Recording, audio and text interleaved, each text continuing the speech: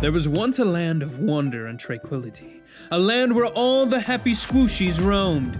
Some painted, some danced, but all were happy. Until one day... Hello, good sir. God, please! I have a family! Goodbye, cruel world! Okay, we added the voices, but that's how messed up this game is. It's called No More Rainbows, and although it's messed up in all the right ways. Dude, that guy is slapping his ass at me! Exactly. There's a lot to say about this game, so let's dive right in.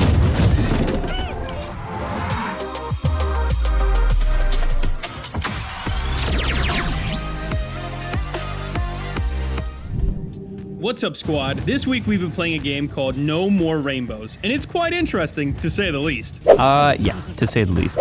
Let's start with first impressions. First impression-wise, Jason and I loved the mechanics in this game. Moving your arms to run or slapping down your hands to jump 10 feet in the air felt really different and truly refreshing compared to games we've been playing lately, but also vaguely familiar at the same time. Our new game hype was definitely on the rise, as shown by how quickly we accepted the fact that we were now monsters.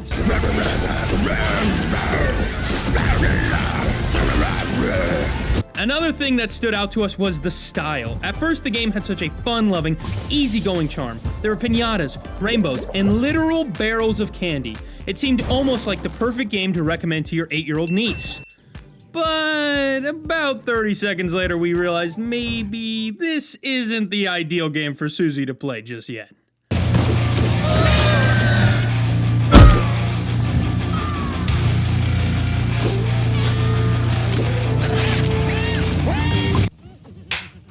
Now, as shocking as it may sound, this game isn't all just about killing. I mean, it's mostly about killing.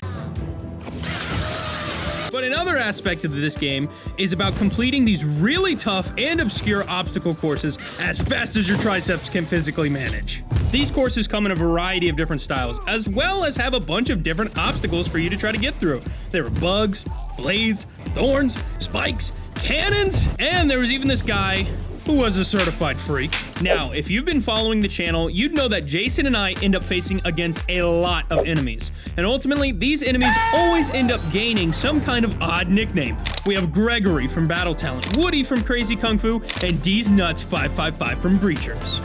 Well, actually, D's Nuts 555 was more of a mentor than a foe. But anywho, we really never came up with a solid nickname for this guy. Any thoughts, bro? Nothing's coming to mind. Yeah, if only there was like some kind of contextual clue that lended to like, you know, a good nickname or something. Are you thinking what I'm thinking, bro? Bro, I am thinking what you're thinking. Regis Cornwall Crimply Bottom. Now, even though Regis was a super freak and tried to kill us at multiple times during this game, he really did a great job at keeping us interested in the narrative. Whether it was a general curiosity about what Regis was up to, or this burning desire to just beat the crap out of him, either way, we were interested, and we wanted to stick around. Now, as much as that may be, there's still more. We didn't realize this at first, but No More Rainbows also had multiplayer games that you could squad up and play with friends. It was a lot of fun and always seemed to end up with Jason and I chasing some chickens. With all this being said, it's time to give this game an official squad score. For this game, we are evaluating 3 categories: style, mechanics, and the ever-cherished cost to fun ratio. First up is the style of the game. How unique was the game's look compared to other games we played? This game was without a doubt one of the most stylistic games we have ever played. It reminded us of Down the Rabbit Hole, where the style walks the line between something that was really kiddish while also being a little freaky at the same time. Nonetheless, this game is beautifully made and fun to play, and so for style, we are giving this game a 4.1 out of 5. Next up is mechanics. How far outside the box did the creators leverage the power of VR? While our first impression of No More Rainbows mechanics was great, it was only after we finished playing that we then realized that this game is really just a slightly more modified version of Gorilla Tag.